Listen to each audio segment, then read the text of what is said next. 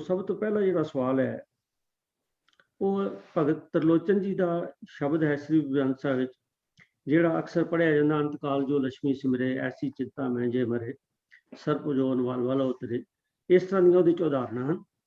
ਤੇ ਜਿਹੜਾ ਸਵਾਲ ਹੈ ਇਹ ਭੈਣ ਸੁਖਦੇਵ ਕੌਰ ਜੀ ਨੇ ਕੀਤਾ, ਬਈ ਆਇਆ ਜਿਹੜਾ ਲਿਖਿਆ ਅੰਤ ਕਾਲ ਫਲਾਣਾ ਸਿਮਰਨ ਕੀਤਾ, ਫਲਾਣੀ ਚੀਜ਼ ਨੂੰ ਯਾਦ ਕੀਤਾ ਜਾਏ ਤੇ ਕਿਹੜੀ ਜੂਨ ਮਿਲਦੀ ਹੈ ਜਾਂ ਕਿਹੜੀ ਨਹੀਂ ਮਿਲਦੀ।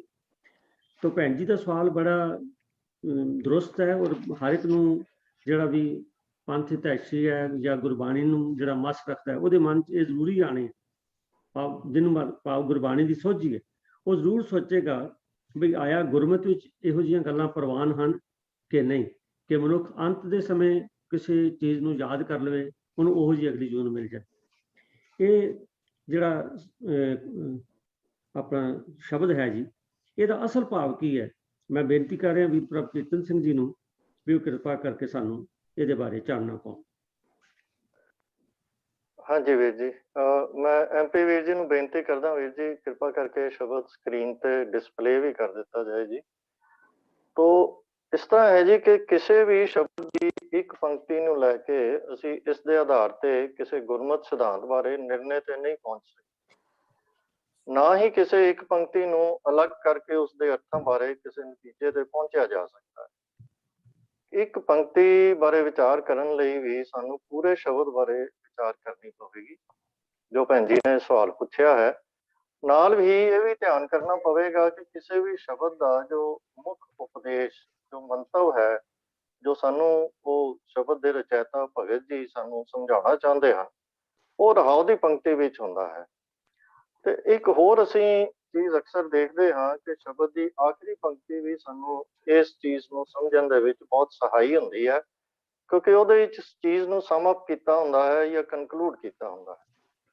ਤੋ ਆਓ ਇਸ ਤੋਂ ਪਹਿਲਾਂ ਕਿ ਆਪਾਂ ਇੱਕ ਕਿਸੇ ਖਾਸ ਪੰਕਤੀ ਦੇ ਬਾਰੇ ਆਪਾਂ ਵਿਚਾਰ ਕਰੀਏ, ਆਪਾਂ ਇੱਕ ਵਾਰੀ ਪੂਰੇ ਸ਼ਬਦ ਦੇ ਅਰਥਾਂ ਦੇ ਉੱਤੇ ਬਰੀਫ ਜਿਹੀ ਨਜ਼ਰ ਮਾਰ ਲਈਏ ਕਿ ਪਹਿਲੀ ਪੰਕਤੀ ਜੋ ਹੈ, ਅੰਤ ਕਾਲ ਜੋ ਲక్ష్ਮੀ ਸਿਮਰੈ ਐਸੀ ਚਿੰਤਾ ਮੈਂ ਜੇ ਮਰੈ ਸਰਪ ਜੋਨ ਵਲ ਵਲ ਔਤਰੈ। ਤੋ ਆਖਰੀ ਸ਼ਬਦ ਪਹਿਲਾਂ ਪੰਕਤੀਆਂ ਦੇ ਵਿਚਾਰੀਏ ਤਾਂ ਇਸ ਦਾ ਅਰਥ ਹੈ ਕਿ ਜੋ ਮਨੁੱਖ ਮਰਨ ਵੇਲੇ ਧਨ ਪਦਾਰਥ ਚੇਤੇ ਕਰਦਾ ਹੈ ਤੇ ਇਸੇ ਸੋਚ ਵਿੱਚ ਹੀ ਮਰ ਜਾਂਦਾ ਹੈ, ਉਹ ਮੁੜ ਮੁੜ ਸੱਪ ਦੀ ਜੂਨੇ ਪੈਂਦਾ।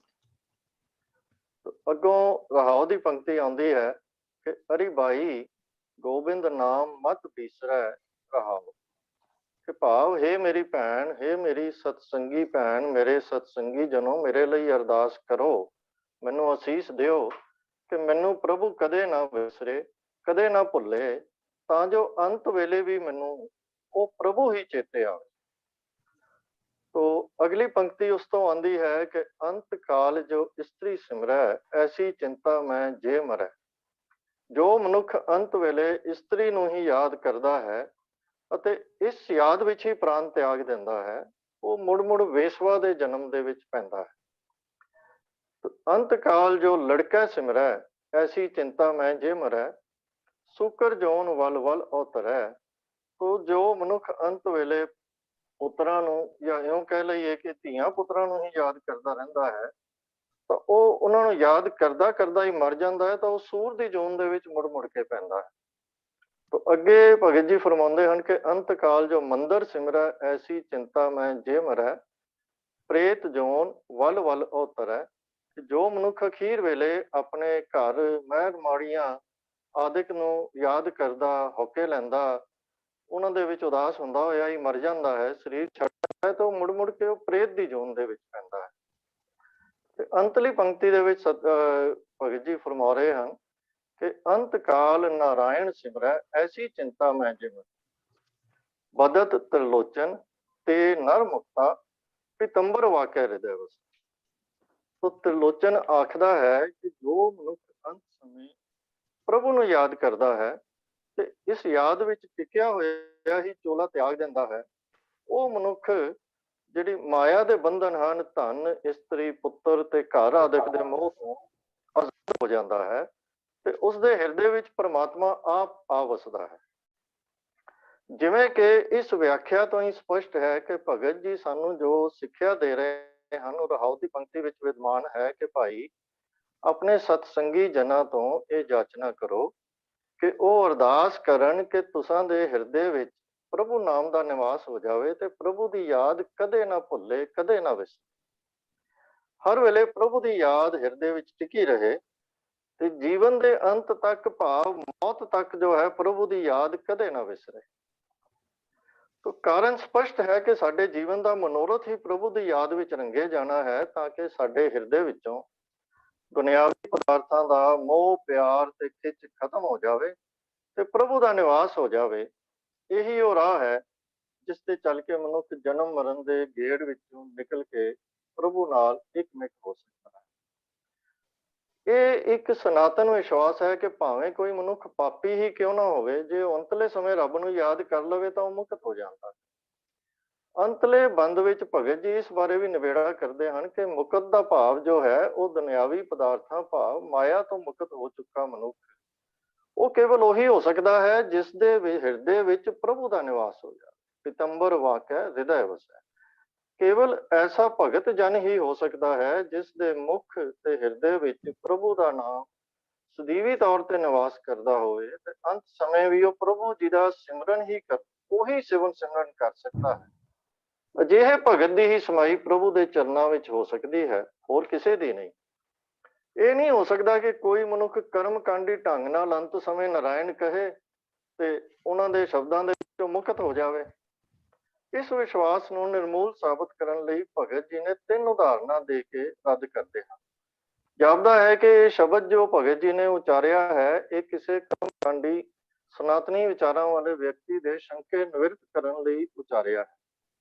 ਆਪ ਦਲੀਲ ਦਿੰਦੇ ਹਨ ਕਿ ਜੇ ਇਹ ਮੰਨ ਲਈਏ ਕਿ ਕਰਮਕਾਂਡੀ ਢੰਗ ਨਾਲ ਨਾਰਾਇਣ ਦਾ ਨਾਮ ਕੋਈ ਪਾਪੀ ਮਨੁੱਖ ਲੈ ਕੇ ਵੀ ਮੁਕਤ ਹੋ ਸਕਦਾ ਹੈ, ਤਾਂ ਫਿਰ ਤਾਂ ਸਾਨੂੰ ਇਹ ਵੀ ਮੰਨਣਾ ਪਵੇਗਾ ਕਿ ਜਿਹੜਾ ਅੰਤ ਸਮੇਂ ਲక్ష్ਮੀ ਨੂੰ ਸਿਮਰਦਾ ਹੈ ਉਹ ਤਾਂ ਫਿਰ ਸੱਪ ਦੇ ਜੋਨ ਵਿੱਚ ਆਏਗਾ, ਕਿਉਂਕਿ ਇਹ ਆਮ ਮਨੌਤ ਹੈ ਕਿ ਜਿੱਥੇ ਕਿਤੇ ਖਜ਼ਾਨੇ ਦੱਬੇ ਹੁੰਦੇ ਹਨ ਉੱਥੇ ਸੱਪ ਉਹਦੀ ਰਾਖੀ ਕਰਦੇ ਹਨ। ਇਹ ਅਸੀਂ ਆਮ ਕਹਾਣੀਆਂ ਦੇ ਵਿੱਚ ਗੱਲਾਂ ਸੁਣਦੇ ਵੀ ਰਹਿੰਦੇ ਹਾਂ। ਇਸੇ ਤਰ੍ਹਾਂ ਹੀ ਦੂਜੀ ਦਲੀਲ ਦਿੰਦੇ ਹਨ ਕਿ ਜੇ ਕੋਈ ਅੰਤ ਸਮੇਂ ਵਾਸ਼ਨਾਵਾਂ ਦੇ ਵਿੱਚ ਡੁੱਬਿਆ ਹੋਇਆ ਮਨੁੱਖ ਹੋਵੇ ਤਾਂ ਫਿਰ ਤਾਂ ਉਹ ਆਪਣੇ ਭੋਗ ਵਿਲਾਸ ਦੀਆਂ ਇੱਛਾਵਾਂ ਪੂਰੀਆਂ ਕਰਨ ਲਈ ਵਿਸ਼ਵਾ ਦੀ ਜੂਨ ਦੇ ਵਿੱਚ ਹੀ ਆਏਗਾ।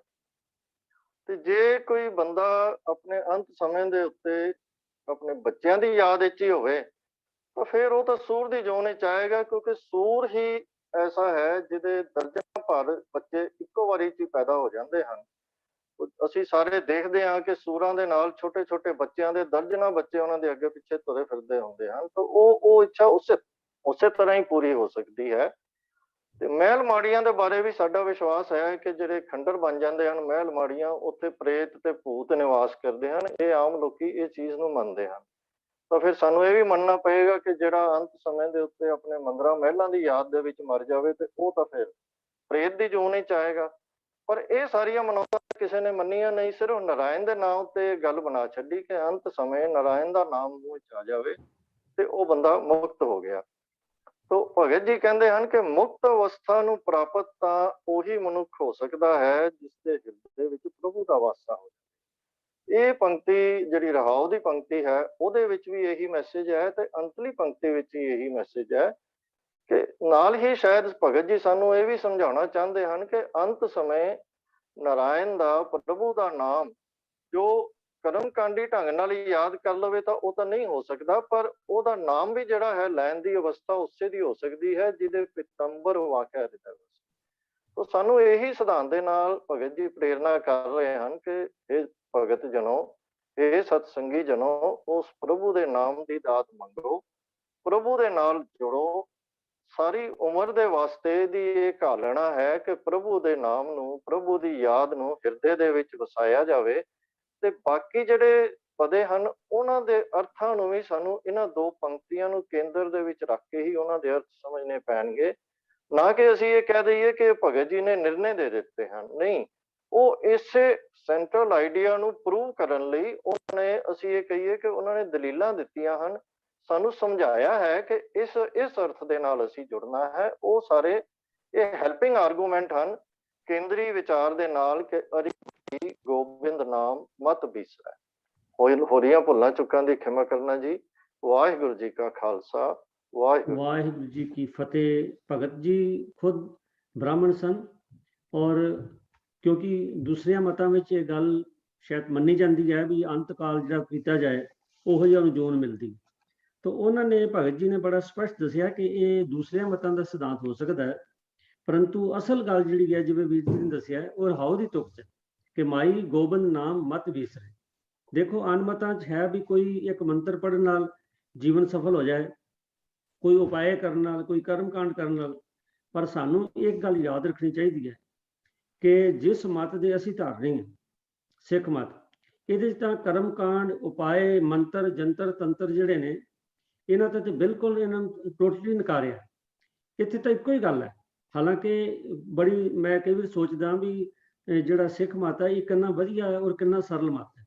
ਦੇਖੋ ਬਾਕੀ ਮਤਾਂ 'ਚ ਬੜੀ ਲੰਬੀਆਂ ਚੌੜੀਆਂ ਲਿਸਟਾਂ ਨੇ ਵੀ ਕਿਹੜੇ ਕਿਹੜੇ ਤੀਰਥ ਤੇ ਜਾਣਾ ਚਾਹੀਦਾ, ਕਿਹੜਾ ਕਿਹੜਾ ਮੰਤਰ ਪੜ੍ਹਨਾ ਚਾਹੀਦਾ, ਕਿਸ ਵੇਲੇ ਕਿਹੜਾ ਮੰਤਰ ਪੜ੍ਹਨਾ ਚਾਹੀਦਾ, ਕਿਸ ਵੇਲੇ ਕਿਹੜਾ ਜੰਤਰ ਕੰਮ ਕਰੇਗਾ, ਕਿਸ ਵੇਲੇ ਕਿਹੜਾ ਉਪਾਏ ਕੰਮ ਕਰੇਗਾ, ਔਰ ਸਾਰੀ ਉਮਰ ਕਰਮ ਕਾਂਡਾਂ 'ਚ ਉਹ ਜਿਹੜੀ ਨਿਕਲ ਜਾਂਦੀ। ਤੇ ਇੱਥੇ ਤਾਂ ਮੌਜਾਂ ਹੀ ਮੌਜਾਂ ਨੇ ਸਿੱਖ ਮਤ ਵਿੱਚ, ਬਈ ਸਿਰਫ ਕੀ ਹੈ ਕਿ ਹਰ ਕੋ ਨਾਮ ਜਪ ਨਿਰਮਲ ਕਰਮ, ਵਾਹਿਗੁਰੂ ਜੀ ਦਾ ਨਾਮ ਜਪਣਾ ਤੇ ਨਿਰਮਲ ਕਰਮ ਕਰਨਾ। ਸੋ ਇਸ ਕਰਕੇ ਬੜਾ ਸੌਖਾ ਜਿਹੜਾ ਇਹ ਸਾਡਾ ਮਤ ਹੈ, ਬੜਾ ਮੋਡਰੇਟ ਹੈ। ਤੋ ਸਾਨੂੰ ਹਾਂ ਹੁੰਦਾ ਕੀ ਹੈ ਕਿ ਦੂਸਰਿਆਂ ਮਤਾਂ ਦੇ ਪ੍ਰਭਾਵ ਕਰਕੇ ਅਸੀਂ ਅਗਰ ਗੁਰਬਾਣੀ ਦੇ ਅਰਥ ਉਸ ਤਰ੍ਹਾਂ ਕਰਾਂਗੇ ਤਾਂ ਉਹ ਸਾਡੀ ਗਲਤੀ ਹੈ। ਔਰ ਇਹ ਜਿਹੜਾ ਸ਼ਬਦ ਜਿਹੜਾ ਵੀਰ ਪ੍ਰਭੂ ਕੀਰਤਨ ਸਿੰਘ ਨੇ ਸਾਨੂੰ ਸਮਝਾਇਆ ਹੈ, ਇਸ ਸ਼ਬਦ ਬਾਰੇ ਤਾਂ ਬਹੁਤ ਮੁਗਾਲਤਾ ਹੈ। ਬਹੁਤ ਸਾਰੇ ਜਿਹੜੇ ਵਿਆਖਿਆਕਾਰ ਨੇ ਉਹ ਇਹਦੀ ਵਿਆਖਿਆ ਇੰਝ ਹੀ ਕਰਦੇ ਨੇ, ਹਾਂਜੀ ਵੀ ਅੰਤ ਸਮੇਂ ਜੇ ਇਹ ਕਰੋ, ਇਹਦਾ ਮਤਲਬ ਇਹ ਹੈ ਕਿ ਬੰਦਾ ਸਾਰੀ ਉਮਰ ਤੇ ਜੋ ਮਰਜ਼ੀ ਠੱਗੀਆਂ ਮਾਰੀ ਜਾਏ, ਅੰਤ ਸਮੇਂ ਜੇਕਰ ਉਹ ਹੋਸ਼ 'ਚ ਹੋਵੇ, ਤੇ ਕਈ ਵਾਰ ਤੇ ਹੋਸ਼ ਵੀ ਨਹੀਂ ਹੁੰਦੀ, ਤੇ ਜੋ ਹੋਸ਼ 'ਚ ਹੋਵੇ ਤਾਂ ਉਹ ਇੱਕ ਵਾਰੀ ਨਾਂ ਲੈ ਲੈ ਤੇ ਉਹਦੀ ਸਾਰੀਆਂ ਠੱਗੀਆਂ ਖਤਮ ਹੋ ਜਾਣਗੀਆਂ, ਲੱਗਦਾ ਨਹੀਂ। ਇੱਥੇ ਤਾਂ ਬਿਲਕੁਲ ਮਹਾਰਾਜ ਨੇ ਸਾਨੂੰ ਸਪਸ਼ਟ ਕਿਹਾ ਕਿ ਸਾਸ ਸਾਸ ਸਿਮਰੋ ਗੋਬਿੰਦ। ਇੱਥੇ ਤੇ ਇੱਕ ਇੱਕ ਸਵਾਸ ਦੀ ਗੱਲ ਹੈ, ਹਰੇਕ ਸਵਾਸ ਦਾ ਹਿਸਾਬ ਹੋਣਾ। ਆਪਾਂ ਨੂੰ ਜਿੰਨੇ ਸਵਾਸਾਂ ਦੀ ਪੂੰਜੀ ਮਿਲੀ ਹੈ ਉਹਦਾ ਲੇਖਾ ਜੋਖਾ ਵਾਹਿਗੁਰੂ ਜੀ ਨੇ ਕਰਨਾ ਸਾਡੇ ਨਾਲ। ਇਸ ਕਰਕੇ ਜਿੰਨੇ ਕੁ ਸਵਾਸ ਚੰਗੇ ਨੇ ਉਹਨਾਂ ਦੇ ਚੰਗਾ ਸਾਨੂੰ ਪਲੇਗਾ, ਕਰਮੀ ਆਪੋ ਆਪਣੀ ਕੇ ਨੇੜੇ ਕਦੂ। ਸੋ ਜਿੰਨਾ ਗੁੜ ਪਾਵਾਂਗੇ ਉਹਨਾਂ ਮਿੱਠਾ ਹੋਏਗਾ ਜੀ। तो वीर जी ने बड़े सुंदर तरीके नाल सानू समझाया। और मैं आस रखदा कि अगर संगत चों भी किसी साडे वर्गे दे मन च अजे भी दुविधा होवे बई अंत काल कुछ कर लवांगे तो हो जाएगा, तो उहनूं कढ देनी चाहिदी है। लोड़ तां इह है, पहली गल तो अंत काल का पता कोई नहीं किस वेले, एवें सोची जाइए भी कद आना है। अंत काल का की पता हुणे आ जाए। और गुरु नानक महाराज तो बड़ा स्पष्ट है कि मत जापे सा आवे कहना आए आवे ना। ਤੇ ਦੂਜੀ ਗੱਲ ਇੱਕ ਹੋਰ ਸਾਧ ਸੰਗਤ, ਬਈ ਕਈ ਵਾਰੀ ਐਸਾ ਹੁੰਦਾ ਨਾ ਬਈ ਕਹਿੰਦੇ ਵੀ ਸਬਜ਼ੀ ਜਾਂ ਕੋਈ ਹੋਰ ਭਾਜੀ ਕੋਈ ਚੀਜ਼ ਬਹੁਤੀ ਚੰਗੀ ਨਾ ਬਣੀ ਹੋਵੇ ਤੇ ਉਹਨੂੰ ਕਹਿੰਦੇ ਜਿਹੜੇ ਖਾਸ ਕੁੱਕ ਨੇ ਨਾ ਐਸਾ ਤੜਕਾ ਲਾਉਂਦੇ ਨੇ ਵੀ ਉਹ ਚੀਜ਼ ਸਵਾਦੀ ਬਣ ਜਾਂਦੀ ਹੈ। ਗੁਰੂ ਨਾਨਕ ਸੋ ਇਸ ਤਰ੍ਹਾਂ ਇੰਝ ਲੱਗਦਾ ਹੈ ਵੀ ਜੇ ਆਪਾਂ ਸਾਰੀ ਉਮਰ ਜੋ ਮਰਜ਼ੀ ਕਰਦੇ ਰਹੀਏ ਤੇ ਮਾੜਾ ਜਿਹਾ ਤੜਕਾ ਲਾ ਦਈਏ ਇੱਕ ਵਾਰੀ ਤੇ ਸਾਡੇ ਜਨਮ ਸਫਲ ਹੋ ਜਾਏਗਾ। ਗੁਰੂ ਨਾਨਕ ਪਾਤਸ਼ਾਹ ਕਹਿੰਦੇ ਨਹੀਂ। गुरु नानक पातशाह जी के अपना वचन है कि मारन पाए हराम मैं होए हलाल मत जाए, नानक गली कूड़ी कूड़े पल्ले पाए। सो मारन का मैंने मसाला भी जेकर आप मसाला पा दईए हराम की कमाई तो हलाल नहीं बन सकती। तो सारी उम्र असी इस तरह दी मतलब बेईमानियां करिए तो अंत काल सोचिए भी कोई गड़बड़ करके आप रब नूं किसी तरह भरमा लवांगे, होना नहीं। तो लोड़ है देखो गुरसिख का जीवन तो है भी एक एक श्वास हम आदमी हाँ एकदम, जिहड़ा श्वास ठीक निकल गया वो सफल है, जिहड़ा नहीं ठीक निकलिया वो निसफल।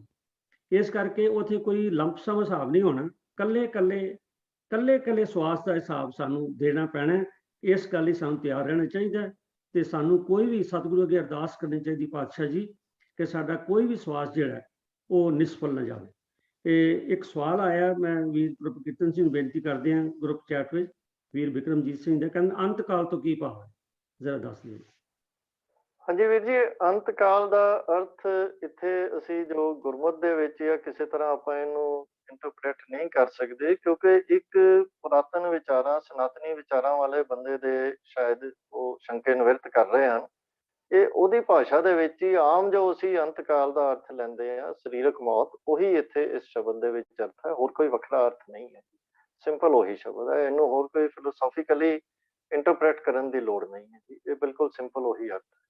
एक्चुअली उन्होंने ਤਾਂ ਪੁੱਛਿਆ ਹੋਣਾ ਨਾ ਕਿ ਕਈ ਵਿਦਵਾਨ ਹੈਗੇ ਜਿਹੜੇ ਅੰਤਕਾਲ ਦੇ ਲਫ਼ਜ਼ਾਂ ਨੂੰ ਨਾ ਬੜਾ ਘੁਮਾ ਫਿਰਾ ਕੇ ਅਲੱਗ ਤਰੀਕੇ ਨਾਲ ਪੇਸ਼ ਕਰਦੇ ਨੇ, ਉਹ ਇਹ ਸ਼ਬਦ ਦੇ ਅਰਥ ਵੀ ਬੜੇ ਬਦਲ ਦਿੰਦੇ ਨੇ ਜਦੋਂ ਉਹ ਅੰਤਕਾਲ ਦੇ ਨਵੇਂ ਅਰਥ ਕਰਦੇ ਨੇ। ਹਾਂਜੀ, ਮੈਂ ਉਹੀ ਕਹਿ ਰਿਹਾ ਜੀ, ਸਾਨੂੰ ਕੰਟੈਕਸਟ ਦੇ ਮੁਤਾਬਕ ਹੀ ਕਿਸੇ ਸ਼ਬਦ ਦੇ ਅਰਥ ਕਰਨੇ ਚਾਹੀਦੇ ਨੇ। ਅੰਤਕਾਲ ਇੱਥੇ ਉਹੀ ਅੰਤਕਾਲ ਹੈ ਜਿਹਦੇ ਨਾਲ ਉਹ ਨਾਰਾਇਣ ਦੇ ਜਪਣ ਦੀ ਅੰਤਕਾਲ ਦੀ ਜਿਵੇਂ ਕਥਾਵਾਂ ਵੀ ਮਸ਼ਹੂਰ ਹੈਗੀਆਂ ਨੇ, ਆਪਾਂ ਪੜ੍ਹੀਆਂ।